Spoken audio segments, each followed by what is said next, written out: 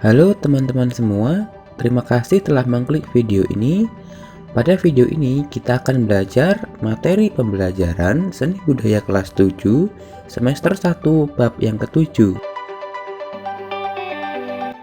Bab 7 memeragakan adegan fragmen. Materi video 1 pengertian fragmen, 2 teknik dasar akting teater. Namun sebelum mulai, jangan lupa ya, klik like, share, dan subscribe. 1.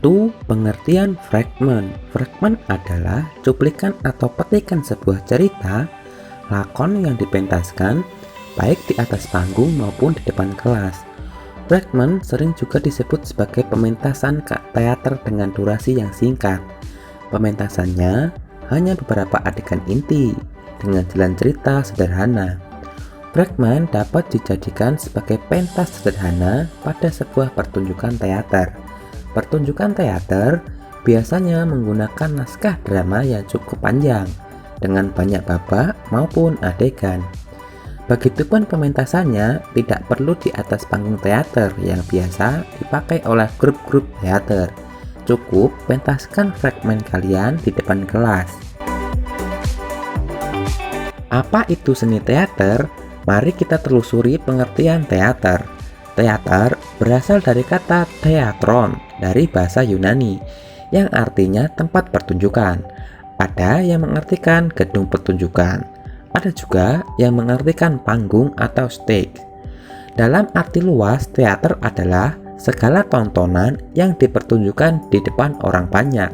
Sedangkan arti sempit teater adalah kisah hidup manusia yang ditampilkan di atas pentas, disaksikan oleh penonton. Media ungkap yang digunakan yaitu percakapan, gerak, dan laku atau acting. Dengan atau tanpa dekorasi, didasarkan pada konsep, naskah yang lengkap, dengan diiringi ilustrasi musik, nyanyian, maupun gerakan. Penampilan fragmen yang harus didukung oleh kemampuan dalam berakting. Dalam seni teater dikenal dengan beberapa teknik dasar akting seperti yang akan dibahas berikut ini. 2. Teknik dasar akting teater. Istilah akting pasti sudah tidak asing lagi. Orang sering dikatakan berakting jika melakukan tingkah laku yang berbeda dari biasanya, atau bertingkah laku menirukan tingkah laku yang mengada-ada. Apa sih sebenarnya yang dimaksud dengan acting? Acting adalah perwujudan peran sesuai dengan karakter yang diinginkan oleh naskah dan sutradara, baik secara fisik maupun psikis. Peran yang dimainkan oleh aktor harus sesuai tuntunan tokoh. Bila berlebihan, bisa mengakibatkan overacting atau actingnya berlebihan. Juga jangan sampai underacting, kekuatan actingnya kurang. Untuk mendapatkan acting yang sesuai dengan keinginan, kita perlu mempunyai modal acting yang bagus. Dari mana modal acting tersebut?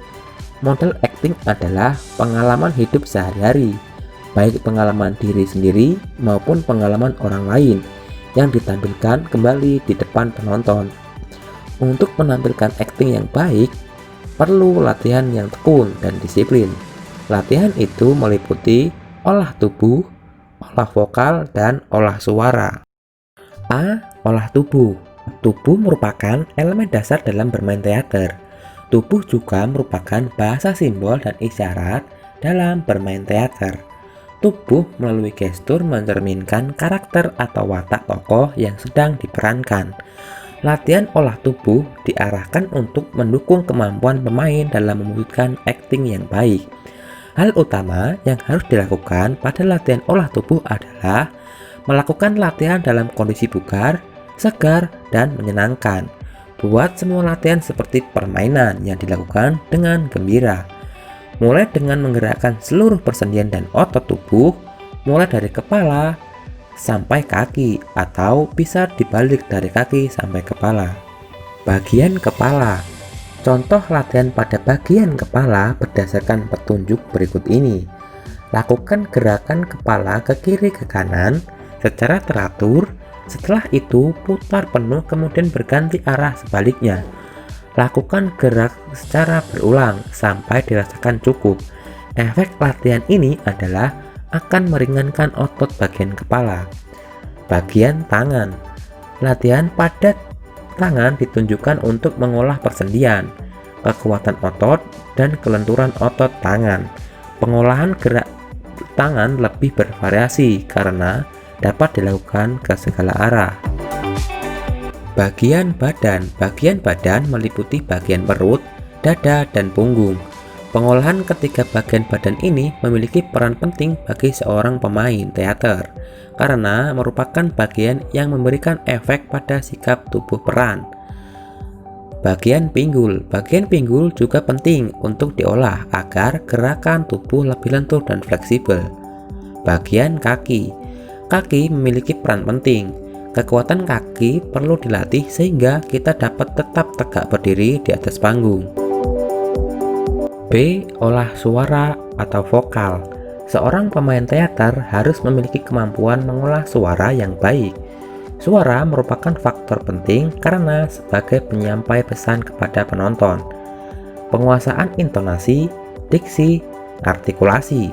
Setiap kata yang diucapkan harus jelas dan wajar sesuai dengan tuntutan karakter tokoh yang diperankan.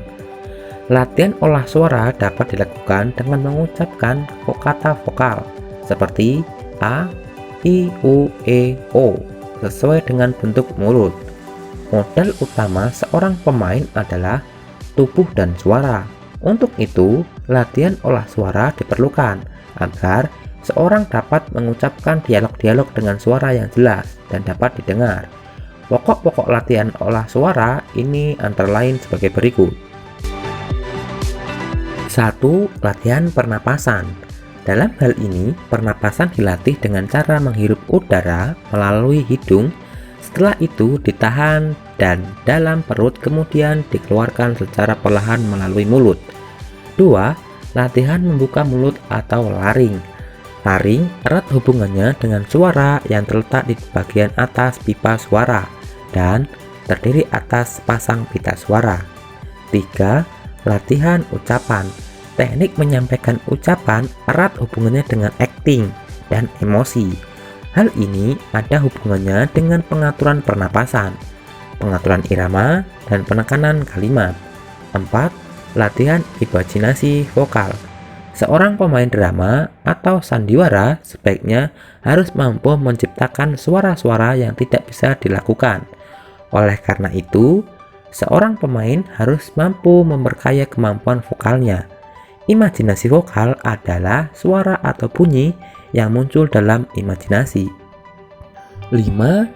Latihan artikulasi dan diksi. Orang yang berkata dengan kata-kata yang tidak jelas dikatakan artikulasinya jelek. Agar suaranya tidak datar dalam pengucapan kata atau kalimat, maka harus diberikan diksi dan penekanan agar suaranya bervariasi.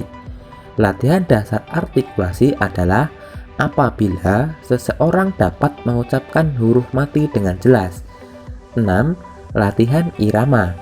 Untuk berbicara lebih menarik, diperlukan irama yang dapat diucapkan melalui volume suara, tinggi, rendah atau besar kecilnya, kecepatan atau tempo suara, cepat atau lambat, nada, melengking atau merendah, pause atau pemotongan kalimat. C. Olah rasa. Bagi seorang pemain teater, olah rasa merupakan kunci dari segala teknik yang dipelajari. Berikut adalah contoh latihan olah rasa. 1. Penguasaan panca indera.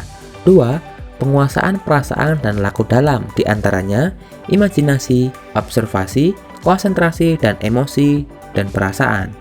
Terima kasih telah menonton video ini sampai selesai. Semoga bermanfaat, dan berikut daftar materi yang dapat kalian temukan di channel ini.